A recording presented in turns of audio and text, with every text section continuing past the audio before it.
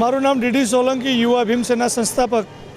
આજે અમે યુવા ભીમસેનાના સંગઠન દ્વારા જે આ રાજનગર આવાસ યોજનામાં જે કૌભાંડ થયું છે 2015ની અંદર જર્જરિત જે આ બિલ્ડિંગ થઈ ગઈ હતી અને એના અમારી પાસે પુરાવા છે કે જે તે સમયે આ લોકોના જે દસ્તાવેજ થયા હતા 2015માં, એ દસ્તાવેજની અંદર જ જર્જરિત બિલ્ડિંગના ફોટા છે અને તો પણ આ લોકોની ઘોર બેદરકારી છે કોર્પોરેશનની, તો પણ આ લોકોને અલોટ કરી દીધા અને દસ્તાવેજ બનાવી દીધા છે।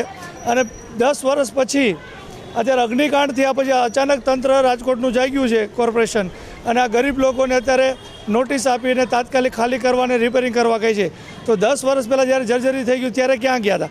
અને અત્યારે પાણી કનેક્શન આ લોકોને કાપી નાખ્યા। પહેલાં કે પાણી માટે રજૂઆત કરી હતી, શનિવારે કમિશનરના બંગલે ગયા, કલેક્ટરના બંગલે ગયા, મેયરના બંગલે ગયા, તો એવું કહે છે પહેલાં તમે રિનોવેશન ચાલુ કરો પછી તમને પાણી આપીએ। તો પાણી એક જીવન જરૂરિયાત વસ્તુ છે, તો આ લોકોના કોઈ પ્રકારની માનવતા નથી।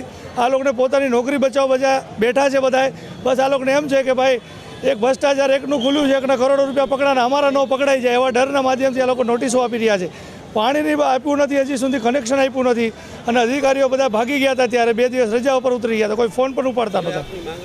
અમારી માંગ આ પરિવારોની એવી છે કે પહેલાં તાત્કાલિક પાણીનું કનેક્શન જોડી દે આજે, અને કોર્પોરેશનનું બેદરકારી છે, નબળું બાંધકામ કોર્પોરેશનની બિલ્ડિંગ બનાવી આપી છે, તો રિનોવેશન કોર્પોરેશન પોતે કરી આપે, અને જેટલો બી ખર્ચો હોય તમામ કોર્પોરેશન ભોગવે એવી રીતની માંગણી છે। અને નવા પ્રધાનમંત્રી આવાસ યોજનામાં કામ ફ્લેટ ફાળવી દે તો આ લોકો આ જગ્યા ખાલી કરીને રીડેવલપમેન્ટ માટે તૈયાર છે।